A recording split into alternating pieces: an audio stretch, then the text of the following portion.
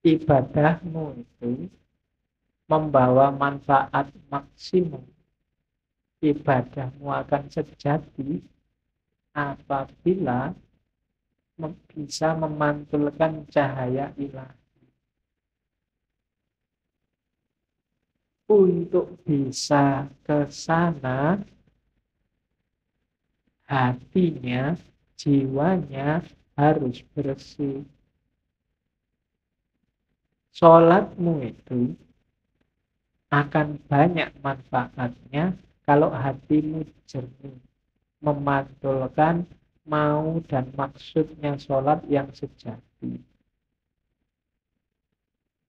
Kenapa selama ini ibadah kita rasanya kok formalitas, tidak ngefek sama sekali dengan kehidupan kita, karena kita ada dalam kegelapan. Orang yang gelap itu kan tidak kelihatan apa-apa. Sejatinya yang dia lakukan dia tidak paham, hakikat yang dia pahami, yang dia jalani juga dia tidak ngerti. Kenapa begitu? Karena hatinya gelap. Akalnya mungkin masih jalan, masih cerdas, bisa ngeritik sana, ngeritik sini, bisa ngomongnya kelas tinggi, tapi hidupnya sehari-hari tidak mencerminkan yang diomongkan. Tidak mencerminkan yang diceramahkan kemana-mana. Kenapa begitu? Ya kalimatnya hanya berhenti di mulut. Hidupnya sendiri bukan cerminan itu. Kenapa kok hidupnya tidak jadi cerminan? Karena hatinya gelap. Menangkapnya pakai akal dia canggih, tapi menangkap pakai hati tidak bisa. Kenapa? Hatinya gelap. Nah, maka di antara syaratnya ibadah, biar maksimum manfaatnya, singkaplah kegelapan hati. Bersihkan hatimu.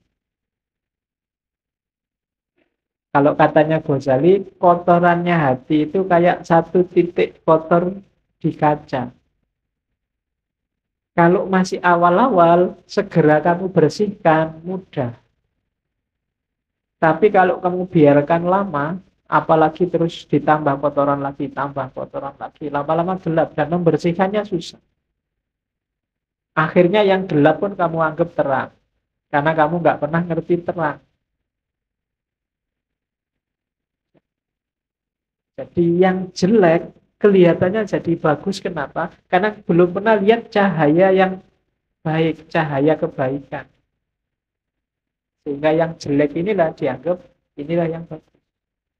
Kenapa begitu? Karena batinnya sudah gelap. Ya semakin mengerakkan membersihkannya tambah susah. Apalagi sama orang pinter. Orang pinter itu barang salah dia bisa muter-muter jadi benar. Sudah jelas-jelas ada buktinya, kadang-kadang ada CCTV-nya, masih bisa bikin alasan biar benar. Itu jagonya akal. Menunjukkan canggihnya akal, tapi sekaligus menunjukkan gelapnya hati. Hati itu tidak bisa dibohongi. Hati itu kalau salah dia akan bilang salah, kecuali dia sedang gelap.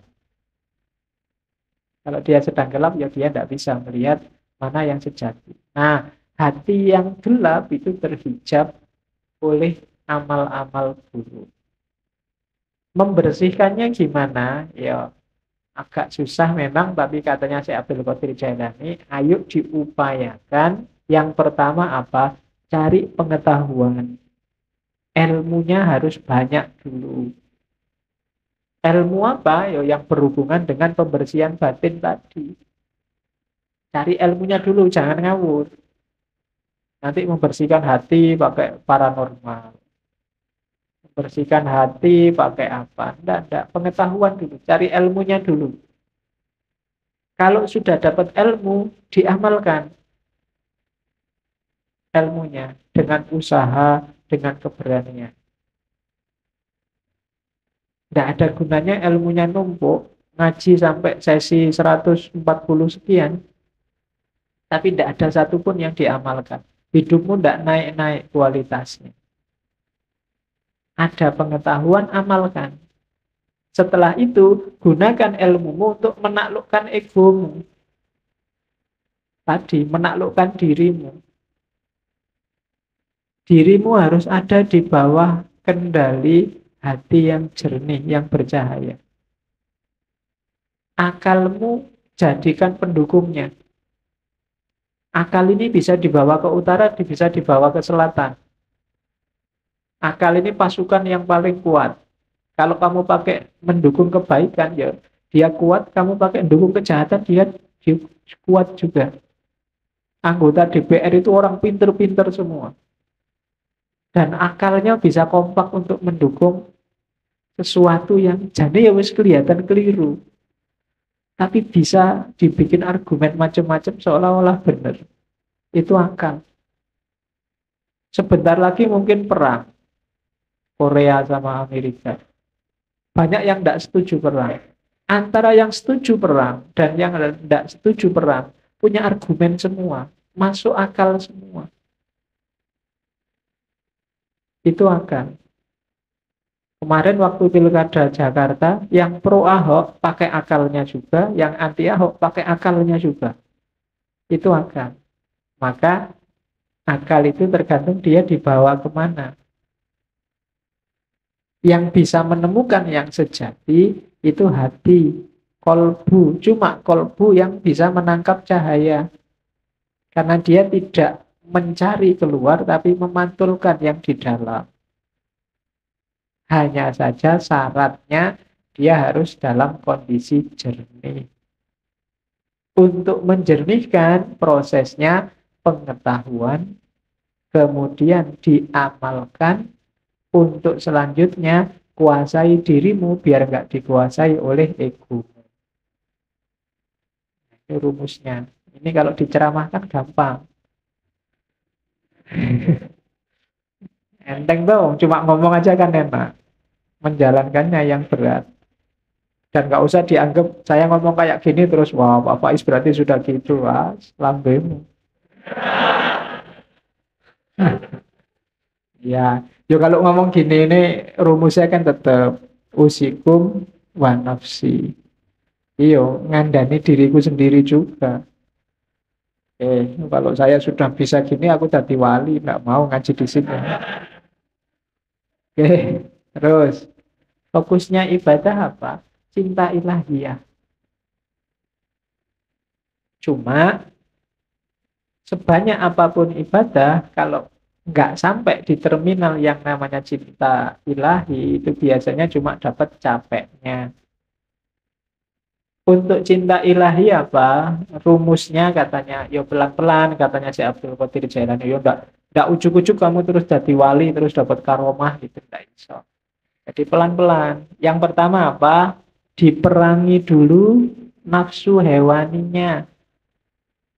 Nafsu hewaninya itu biasanya nafsu yang sebabnya kita sendiri. Hasrat, keinginan, seterusnya. Rakus, tidur berlebihan, males, itu musuh paling besar dalam dirimu. Kalahkan ini dulu.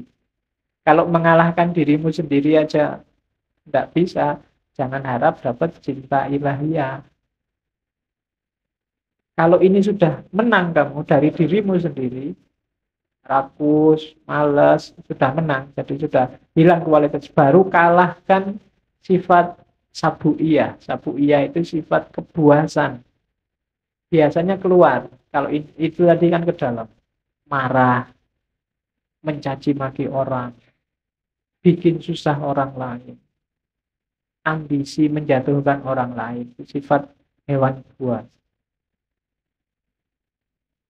Kalahkan juga yang ini. Cuma ini nggak akan bisa dikalahkan kalau sebelum diri kita sendiri kalah. Kita taklukkan, kita kuasai. Jadi rakus, tidur, males, taklukkan itu, setelah itu taklukkan yang hubungannya sama di luar dirimu. Dan yang ketiga, bersihkan dari semua sifat jahat, angkuh, sombong, iri, dendam, tamak, buang itu semua.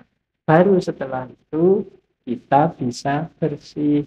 Bahasanya kita bisa sadar. Sebelum itu semua kalah, kita tidak akan sadar bahwa kita itu keliru, kita itu salah, kita itu juga berdosa. Cuma sadar saja masih belum cukup. Kita harus naik kelas, kan begitu. Kalau dalam sufi ada taholli, bersihkan dirimu, terus tahalli, isilah dengan yang bagus-bagus, akan mengalami yang ketiga tajalli, menemukan hakikat tadi. Jadi bersihkan semua karakter jelek, isi dengan yang bagus-bagus, kita akan dapat cinta ilahi. Kalau dibersihkan saja, nggak diisi yang bagus-bagus, ya levelnya masih belum. Jadi masih hanya bersih dari dosa. Oke. Jadi setelah itu, setelah bersih, baru naik tangga menuju hakikat. Dari situ akan dapat namanya cinta ilahiyah. Cinta ilahiyah itu kita jatuh cinta pada Allah dan Allah juga jatuh cinta pada kita. Saling mencintai. Hari ini masih belum. Hanya Allah saja yang jatuh cinta pada kita. Kita belum mencintai Allah. Berpuluh-puluh tahun kita jual mahal sama Allah. Padahal apa-apa yang ngasih Allah. Itu kan kayak kamu pacaran, sudah ditraktir tiap hari, diantar jemput tiap hari, masih aja jual mahal. Itu kurangnya apa Allah sama kita belum masih cinta sama dia belum. Padahal kita tiap hari minta, berdoa itu kan minta sama Allah. Tapi disuruh membersihkan diri enggak. Alamatnya kita memang belum jatuh cinta sama Allah. Jadi kasihan Allah bertepuk sebelah tangan cintanya. Karena kamu cuek ke dia. Untung Allah itu cintanya sejati sama kita. Jadi tidak mutung, tidak patah hati, terus kamu ditinggal. Enggak. Kamu ditunggu sampai kamu jatuh cinta padanya. Ya, cuma kamunya jual mahal. Saya tidak tahu kapan kamu sadar bahwa terlalu mahal kamu menjualnya. Sama Allah. Turunkan dikitlah harganya. Oke, ya kan? Apel sehari 5 kali. Itu pun waktu apel kamu cuek. Bayangkan loh, kalau kamu punya pacar terus pacarmu apel tapi pacarmu cuek. Diajak ngomong tapi pikirannya kemana, lihat kemana-mana, tidak fokus sama yang diajak ngomong. Itu kan tidak enak. Dan tiap hari Allah kamu gituin. Waktu kamu sholat, pikiranmu kemana-mana. Tidak merasa sedang berhadapan dengan dia. Itu kalau manusia biasa sudah nangis-nangis itu. Sudah minta putuskan saja aku. Cuma Allah tidak. Karena Allah sangat sayang pada kita. Rahman dan Rahim. Maka ini tipsnya dari Syekh Abdul Qadir Jailani. Orang yang berilmu, bukan ilmu agama ya, ilmu lahir, itu biasanya godaannya adalah alam materi dunia. Orang yang ilmunya level syariat, itu godaannya keduniaan biasa. Istrinya nambah, atau kekayaannya double, atau ngaji pakai tarif, atau macam-macam. Ini godaannya orang berilmu yang ilmunya masih syariah. Syariah ilmu ya, bukan syariah fakultas. Jadi syariat ilmu lahiriah tadi itu biasanya digoda oleh materi. Kalau orang levelnya di atasnya dikit, menyebutnya ahlul hikmah, orang pintar. Godaannya adalah alam malakut. Alam malakut ini alam rohani. Nikmatnya ilmu, nikmatnya yang gitu-gitu biasanya sering menjebak yang rohaninya. Kalau orang setengah jalan sufi itu kan juga masuk orang bijaksana, itu biasanya godaannya karomahnya. Bisa apa dikit sudah bangga, sudah sombong. Baru ngerti dikit, baru ngaji 1-2 kali ngerti apa-apa merasa wis pinter. Nah, itu godaannya orang bijak. Jadi biasanya tergoda oleh alam malakut, dunia abstrak, dunia metafisik. Kalau ada orang lain, itu orang levelnya masih materi, ilmunya masih ilmu dunia. Ilmuku loh ilmu akhirat, ilmuku ilmu metafisik, filsafat kelas tinggi dan seterusnya. Itu godaannya orang pintar. Godaannya ahli hakikat itu sifat-sifat ilahiyah, membanggakan dirinya sendiri. Aku kok bisa kayak gini ya. Berarti ini rasanya ekstase itu. Orang lain belum ngalami, aku sudah ngalami. Itu godaannya sudah. Terjatuh dalam sombongan, kebanggaan diri sama. Jatuhnya juga pada egonya. Jadi yang satu digoda oleh materi, yang satu digoda oleh metafisik, alam malakut, dan yang satu digoda oleh sifat-sifat ketuhanan. Sifat ilahi. Jadi orang baik terus kagum. Kok bisa ya aku sedermawan ini? Itu penyakit sudah. Nggak nyangka loh aku bisa sholat malam rutin sekarang. Wah, kok bisa ya aku ikhlas gini, semua hartaku tak kasih, ada temanku tak kasih. Loh, itu penyakit. Itu godaannya para saleh. Siapa saja yang merasa puas pada salah satunya, saat itu juga dia mandek. Mandek itu apa? Ya berhenti di situ dia. Yang syariah, orang berilmu berhenti di materi. Para pejalan kaki, para filosof ahli hikmah berhenti di alam malakut. Dan ahli hakikat yang sudah puncak berhenti di alam sifat-sifatnya ilahi. Semuanya belum nyampe. Berhenti di sana. Tidak bisa meneruskan langkah. Hati-hati dengan cobaan-cobaan ini. Kalau kita sedang di tengah jalan sekarang, hati-hati. Saya tidak tahu kita ada di level mana. Jangan-jangan level yang paling bawah juga belum. Godaannya lebih dahsyat lagi. Berilmu aja belum, itu sudah godaan macam-macam. Semuanya hampir jadi godaan. Ya kan? Jadi hati-hati para pejalan, itu godaan. Kalau kamu tergoda, berarti kamu mandek. Tidak mendekat lagi sama Allah. Berhenti di situ. Baru melakukan suluk sebentar terus merasa Allah itu selalu nolong aku. Ada apa-apa dikit, selamat aku. Ada polisi mau razia itu loh. Selamat, tak bacain sholawat aja, polisinya nggak lihat aku.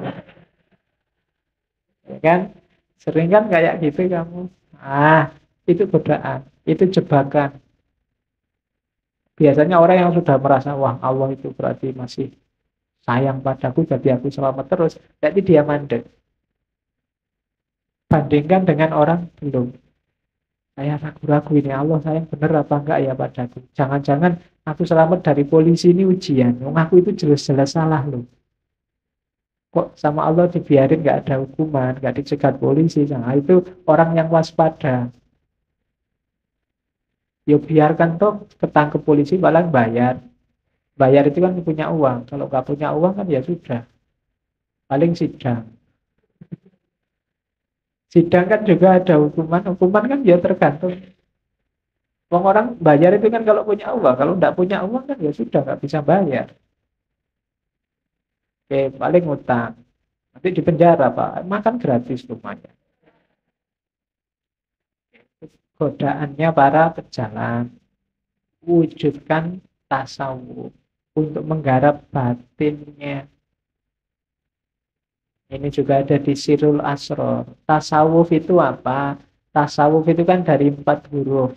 Tak, sod, wawu, sama fa. Taknya itu taubat. Perbaikan diri di level apapun, awalnya harus taubat.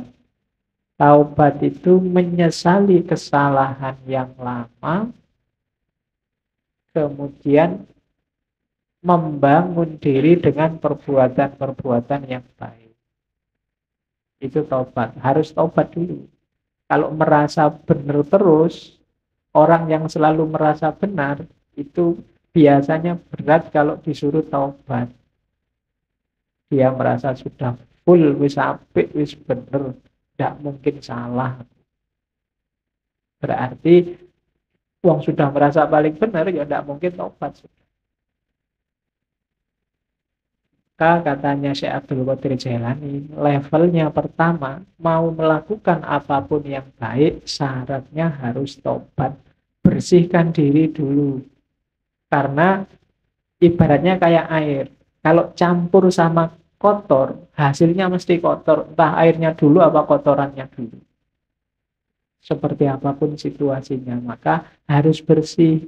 Air kotor diisi apapun, ya statusnya tetap kotor. Dia harus dibersihkan dulu. Maka taubat yang pertama-tama. Setelah itu sofa. Sofa itu kesucian, ketentraman, kebahagiaan. Syaratnya untuk sofa, syaratnya untuk suci adalah, untuk tenang adalah, untuk tentram adalah bebas dari keterikatan dunia.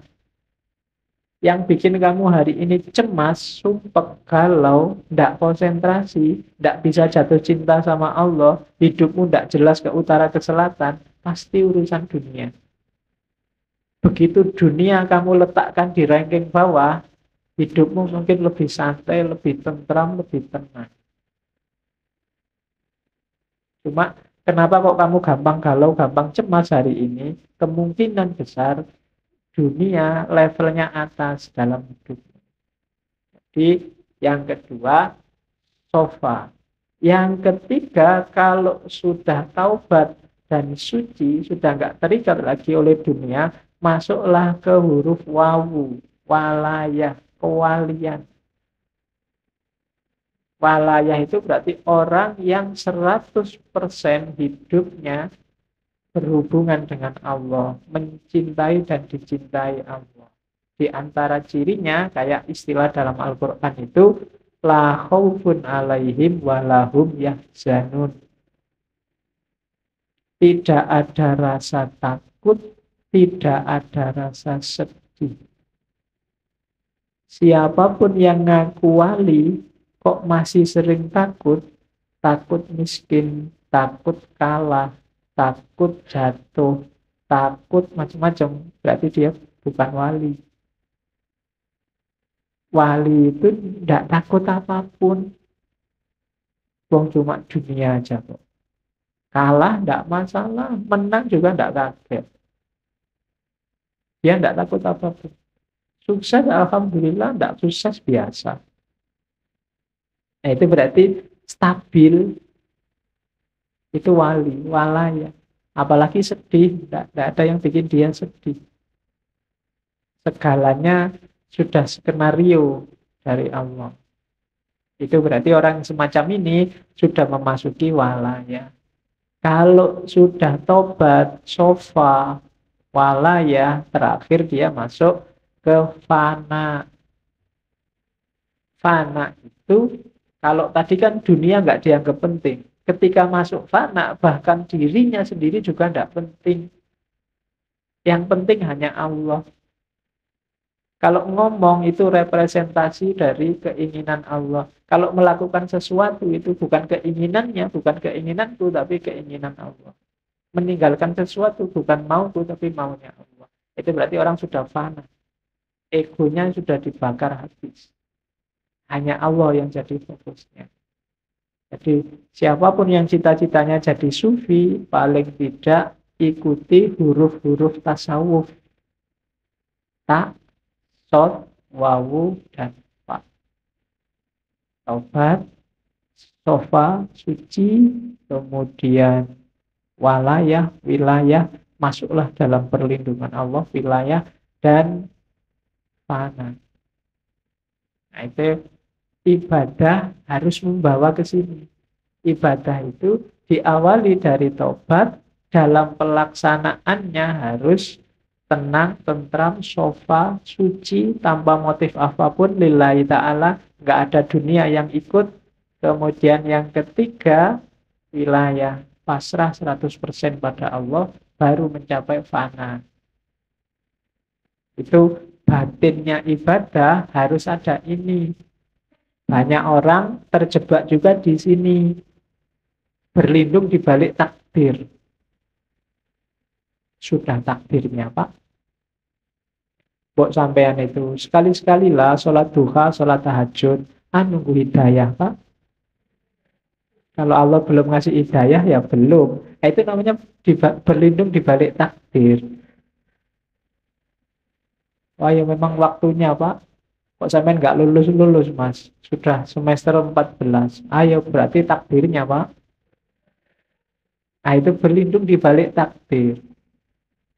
Katanya Syekh Abdul Qadir Jailani, tidak boleh berlindung di balik takdir. Berlindung di balik takdir itu kan bahasa kasarnya mengkambing hitamkan Allah.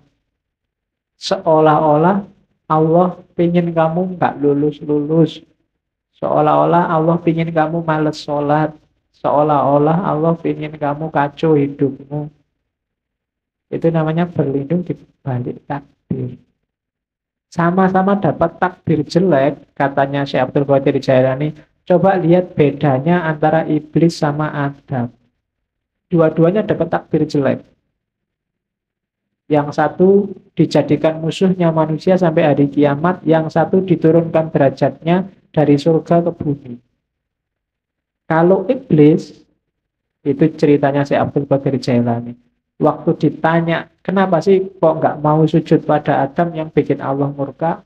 Katanya iblis, itu kan takdirnya Allah. Kalau saya sujud juga nanti Adam nggak jadi turun ke muka bumi. Ceritanya beda nanti. Itu kan cuma drama misalnya.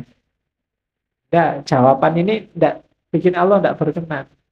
Beda sama Adam. Adam itu mungkin ya ngerti sudah skenario-nya, dia wong jadi makhluk jailun fil ardi khalifah, berarti besok mau ke bumi. Tapi kan pakai skenario makan buah kulti segala, bahwa Adam salah sehingga diturunkan derajatnya. Tiap hari yang dilakukan Adam kan terus nangis dan tobat sampai kabarnya sekian tahun baru diampuni oleh Allah. Itu kan doanya yang terkenal itu kan, Rabbana dzolamna anfusana wa illam taghfir lana. Jadi ya Allah, aku mendolimi diriku sendiri. Jadi meskipun itu kan ya takdirnya Allah, tapi gara-gara aku tidak menuruti perintahmu, itu kan mendolimi diriku sendiri. Wa illam taghfir lana wa tarhamna lanakunanna minal khasirin. Kalau tidak engkau ampuni, tidak engkau rahmati, ya pasti aku rugi. Jadi kalau sama Adam, Allah jadinya sayang. Tapi kalau sama iblis, sama-sama skenario-nya Allah, Allah jadi murka. Iblis pakai alasan takdir. Maka jangan pakai alasan takdir. Jangan mengkambing hitamkan Allah. Wong padune kamu sendiri yang males. Padune kamu sendiri yang ingin senang-senang, tidak mau susah. Tapi terus alasannya takdir. Oke, ini juga jebakan bagi ahli ibadah. Terus